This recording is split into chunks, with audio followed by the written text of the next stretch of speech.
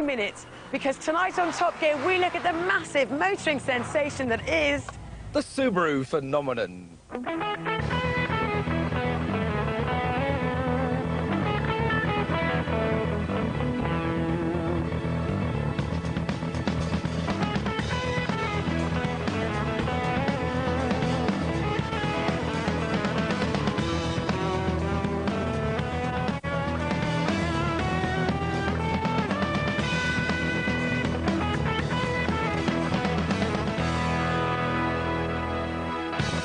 Also tonight, Kate goes all Essex in a Vitara, a Cosworth Vitara.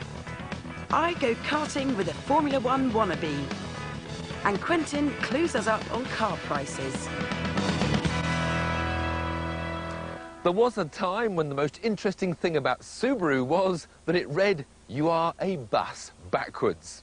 But then, in 1993, this happened. They launched the Impreza, and it lit the blue touch paper to a whole new phenomenon. On its World Rally debut in Finland, it finished an amazing second. Then, in '95... Well, now the day's big story in rallying, with Colin McRae clinching the first ever World Championship for Britain. Subaru's success continued, with manufacturers' titles in '96 and '97. And now, with Richard Burns, they lead both drivers and mates tables in the 2000 championship. To celebrate their victories, Subaru launched several limited edition versions, like the 22B, the RB5, and now this. The P1 being touted as the best Impreza yet. Initially, only 500 were to be made, but interest was phenomenal, so the run has been doubled, though all 1,000 cars have been sold at 31.5 grand each. The first thing that strikes you about the P1 is that it takes a will of iron not to be naughty. Keep the turbo at arm's length and it's perfectly usable around town. But the car strains at the leash to be let loose. Hit around 3,500 RPM though, let the turbo do its thing and... Subaru's claiming 280 brake, 155 miles an hour and a 0 to 60 time of 4.6 seconds. All in a package that's as docile as a rampant Rottweiler. It is rapid, though if you want to slow things down, the ABS brakes would stop a train. Now, don't think that pro drivers just glued on some bits and bobs to make this car look butch. The front and rear spoiler do actually aid aerodynamics. So much so that when this thing is slicing through the air at 100 miles an hour, it uses less power than the standard turbo. But may I suggest you don't go proving that claim on public highways. This is the first time ProDrive have put their name to a road car, but there is more to it than some stick-on badges and rally-styling cues. Their wealth of knowledge, acquired from years of motorsport competition, has had a part to play in the making of the P1. This includes the chassis, which ProDrive claim is the ultimate for British roads. So, is it the best? Well, if you like it rock solid, then yes, it is. But the flip side to that is you have to constantly drive this car. You can't afford to let it dictate. But that is a little bit tricky when you're steering this car with a wheel the size of the London Eye, and that does detract from the driving experience. But I love these seats, which give an authentic rally feel, and I adore the short throw gear change, which is like ramming home a rifle bolt. But do we need another special edition Impreza? This is the 6th in 5 years. Well, all I can say is that the car is more fun and looks far better than all its predecessors and makes the Subaru P1 a package that would be pretty hard to beat. But it's not impossible. I really do think you should stick around.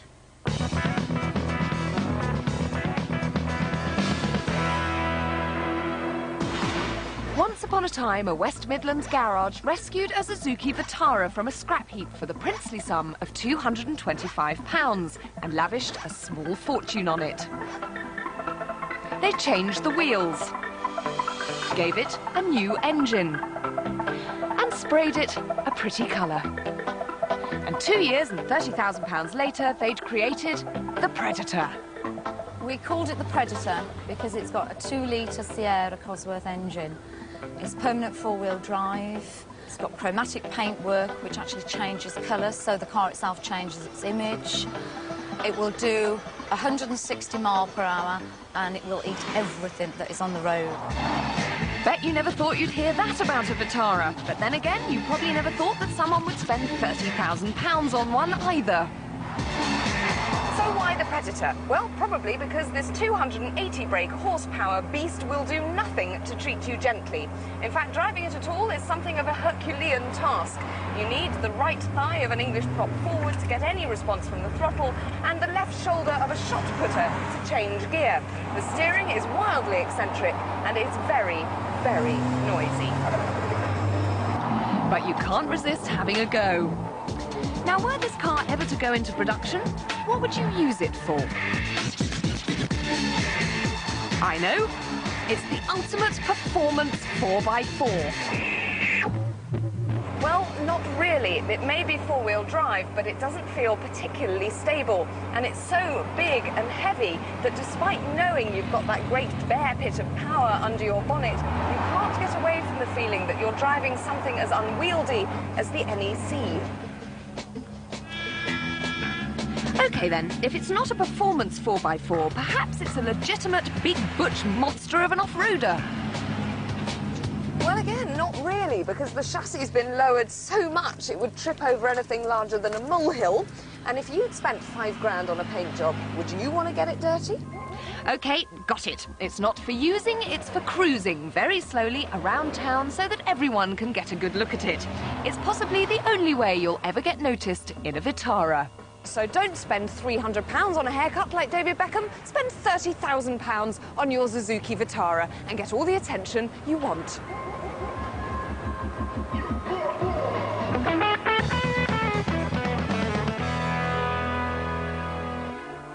As I journey through life, my thoughts wander like a lonely cloud. 1,000 questions race across my mind. Why is the third hand on a watch called the second hand? Why do the expressions slow up and slow down mean the same thing? Why is the word abbreviation so long? And what goes through the mind of a teenage boy on a typical day?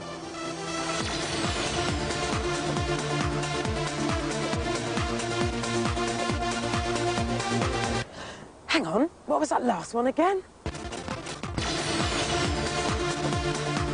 Oh, of course. With the British Grand Prix this weekend, every kid's mind is full of Formula One fever, and their hearts are set on becoming the next Jenson Button. Now, driving these 600 brake, 200-mile-an-hour F1 cars may be a pipe dream, but remember, from tiny acorns, oak trees grow. And practically every one of today's Formula One drivers started here at the karting track. Schumacher, Hakkinen, Herbert, and even young Button all cut their teeth in these dinky races, working their way up the ladder.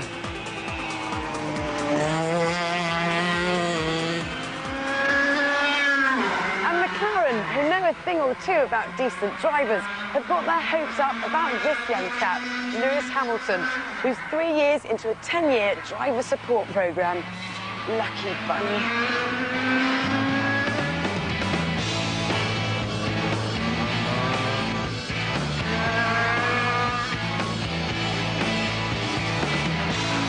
I started remote control car racing when I was about 4, I think. And my dad decided to buy me a go-kart for Christmas when I was 7.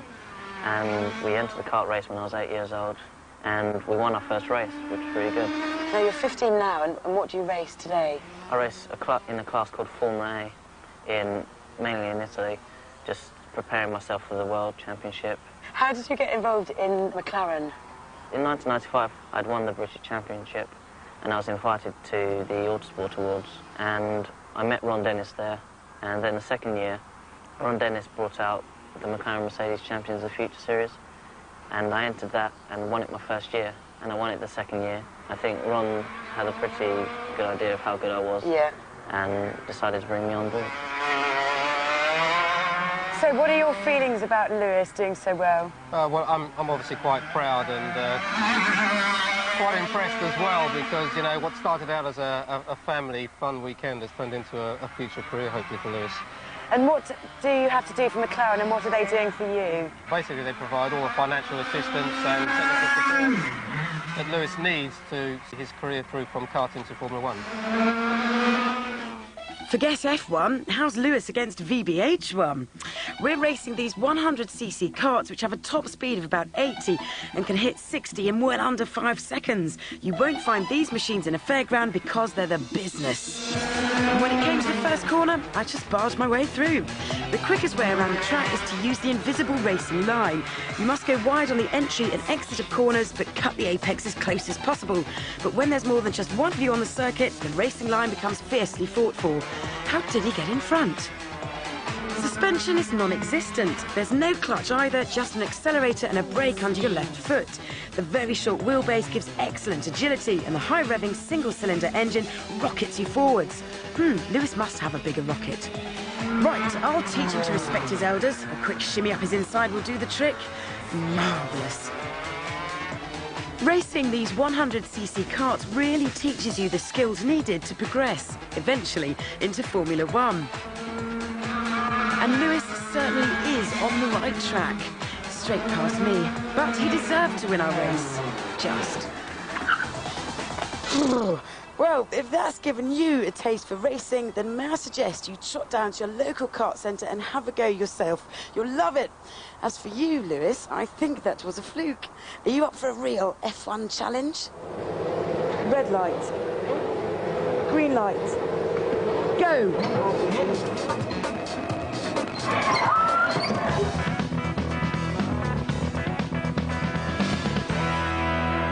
Earlier on in the programme, Vicki was mightily impressed by the new P1 Subaru Impreza. But what would you have if you stripped off its steel shell and clad it in plastic? A Delfino Feroce, of course.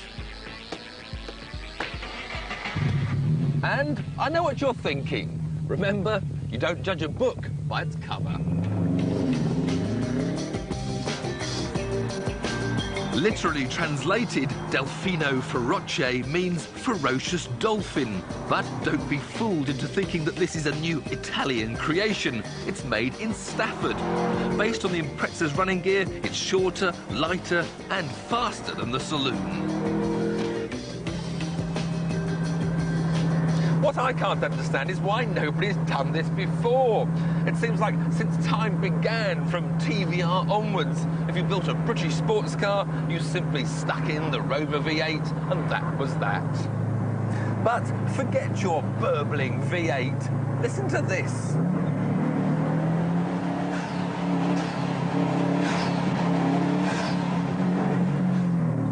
Now those are the sort of dolphin sounds that I can relax to.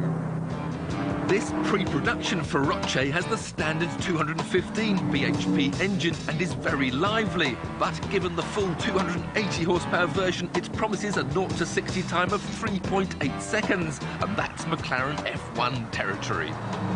It's made thump over the occasional bump, but in general, Delfino have done an excellent job in adapting the Subaru running gear for their Feroce sports car. The level of grip is very high indeed. The steering feedback is really good. It makes the car come alive in your hands. You're very much a part of the driving experience. The brakes, however, need a pretty firm prod to make them work, but when they do, they work really well. I actually prefer that to a system where you just touch the pedal and everything locks up.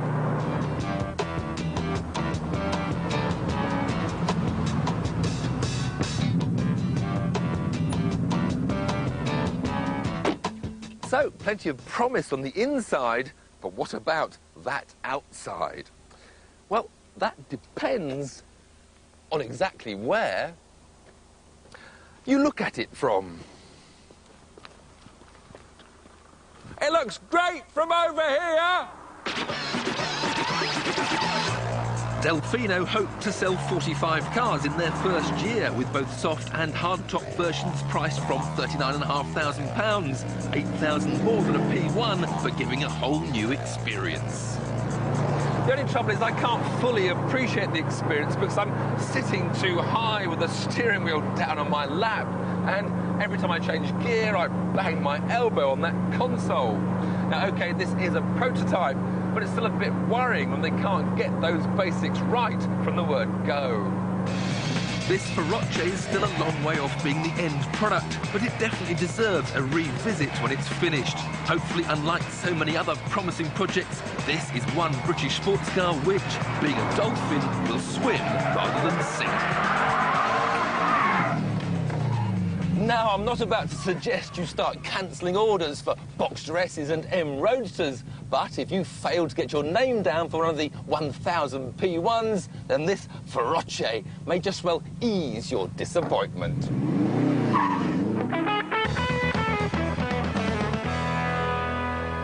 We've waited 10.5 months for it. It's 745 pages long.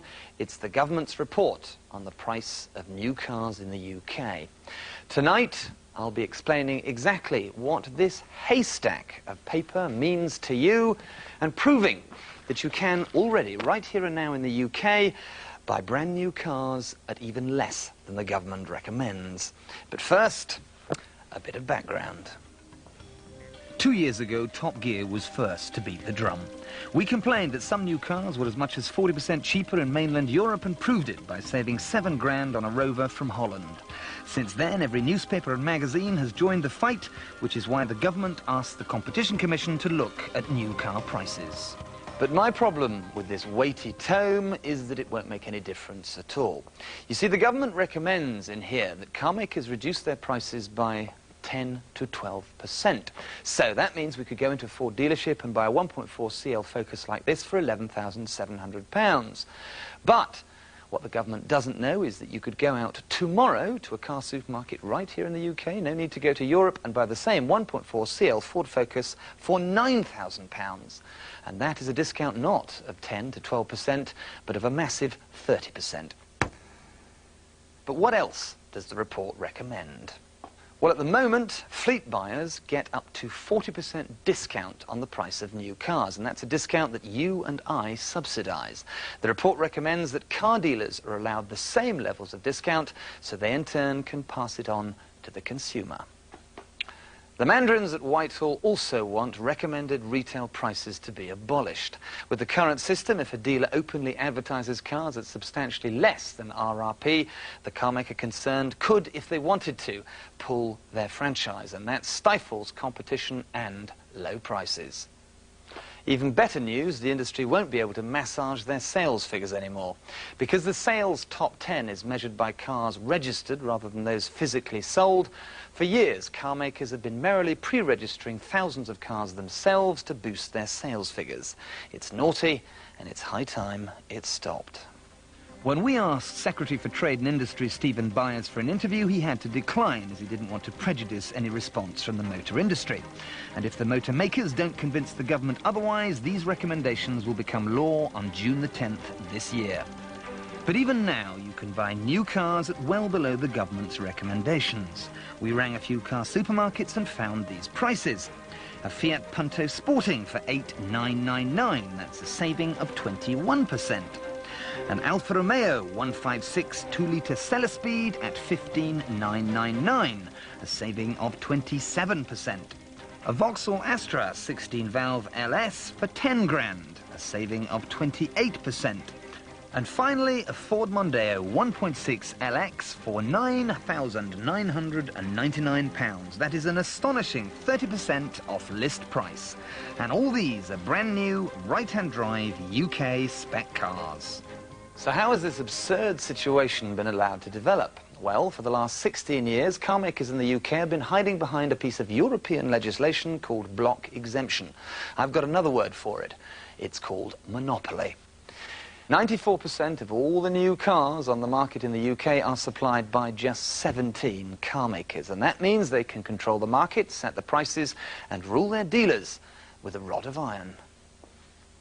Which isn't just bad news for you and me, it's bad news for car dealers too. It might surprise you to know that there are plenty of them out there who'd be absolutely delighted to see the back of block exemption as well. Top Gear asked the Society of Motor Manufacturers and Traders if they agreed with the report's view that nearly half the practices allowed by block exemption are against the public interest. They told us, Block exemption exists to protect the consumer by providing a system of dealerships where customers can take their cars for a guaranteed level of service, repair and technical support. At least the government has publicly admitted that there is a problem. What we need now is a fair and competitive market, and that means the end of block exemption and the end of car makers artificially controlling their markets and their prices. When I tested the new Ford Fiesta back in November, you heard me say, it's not a bad little motor. Nice hair. But what I was really after was something with a bit more get up and go, a bit more zest, a bit more oomph. Aha! Excellent. Welcome to the Zetec S, the friskiest Fiesta available today.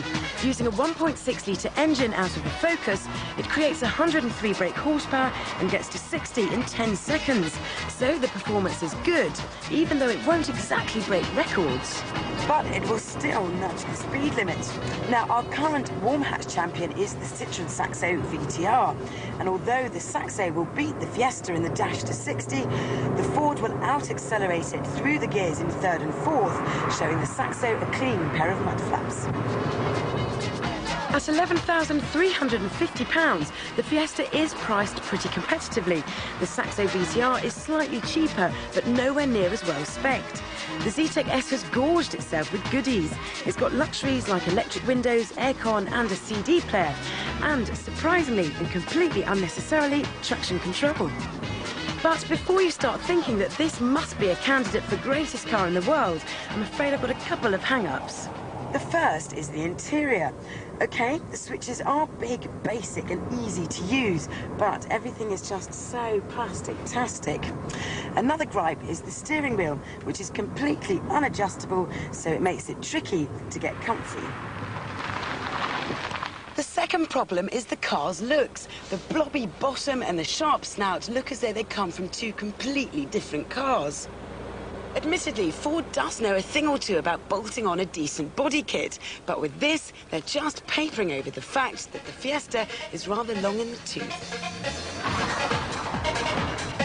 But you can't afford to dismiss this car because of those gripes. It has a trump card so intoxicating that it's bound to seduce anybody looking for a car like this. And it's all to do with the driving experience. This Fiesta Zetec S is an absolute scream to pilot. Its racier brother, the Puma, demonstrated just how much fun you can have with a standard Fiesta chassis, and this proves it even more. The reduced ride height pretty much eliminates any body roll, plus the stiffened suspension aids a crisp turn-in as you're combating corners. The handling really is very sweet, as there's a warehouse full of grip and it always feels utterly stable. If you need a little lift on a dull Sunday, then a razz in this Fiesta will provide a great tonic. The gearbox has a really nice direct and sporty feel to it, and the power-assisted steering has been retuned, so it's now beautifully weighted. But I could do with a little bit more feedback from those front tyres. However, the brakes are bang on, and it's good to have the reassurance of ABS. All those elements blend beautifully to help make this seem such a together, well-sorted little car.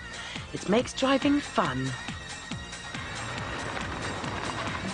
If you can live with the confused styling, then the Fiesta Zetec S is a sizzler of a warm hatch.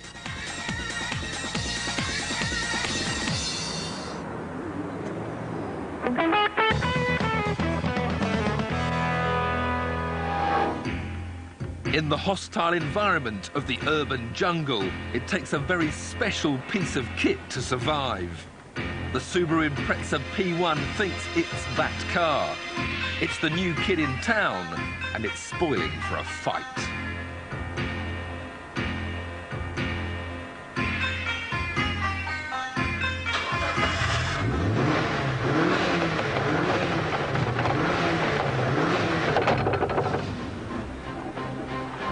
But the current ruler of the road isn't going to give up its territory without a battle. the Mitsubishi Evo 6, a car so well set up, nothing can live with it on the highways.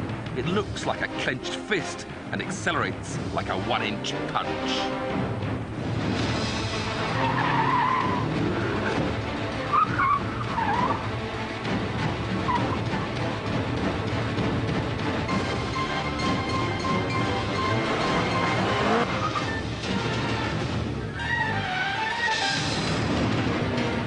Two street fighters, the quickest point-to-point cars available today. But which is the best?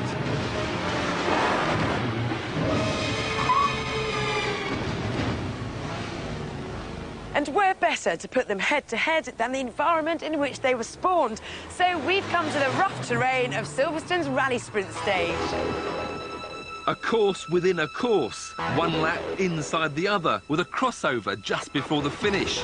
Both cars set off together, but the question is, which will complete the 2 laps first? Vicki lines up on the inside for the first lap in the P1 Impreza. I'm on the outside in the Evo 6.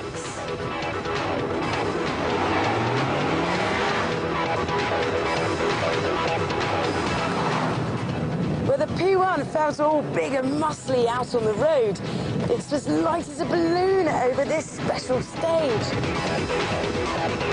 The beauty about this Evo 6 is it has got such pinpoint turning, and for a 4-wheel drive car, it's almost more like a rear-wheel drive.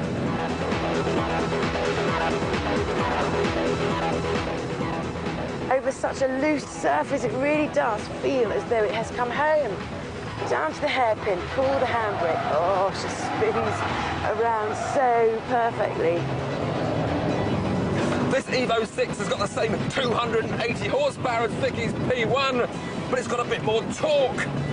So although Vicki's on that inside lap, which is a bit quicker at first, we'll soon catch her up. And then we'll get her on the second lap.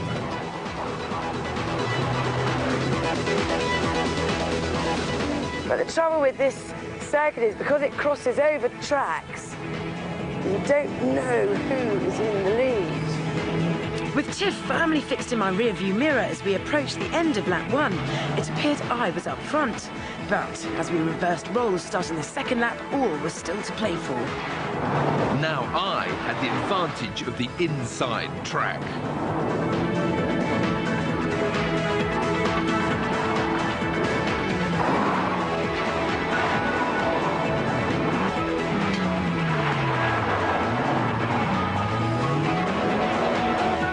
Now the Evo was kicking dust in its challenger's face. With only the bridge to go, we were now definitely ahead.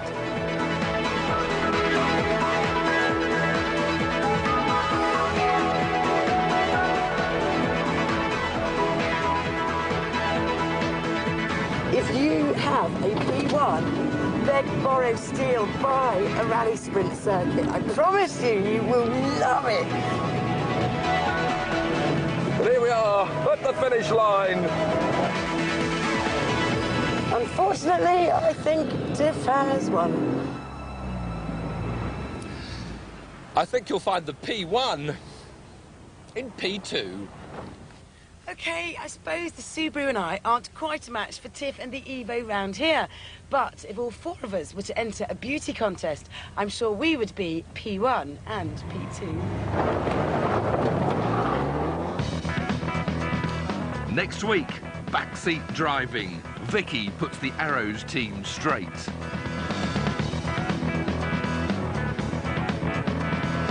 We all know it's unfair being a teenager, as Harry Enfield's real Kevins find out in 35 minutes on BBC One. Next, here on BBC Two, there'll hopefully be fewer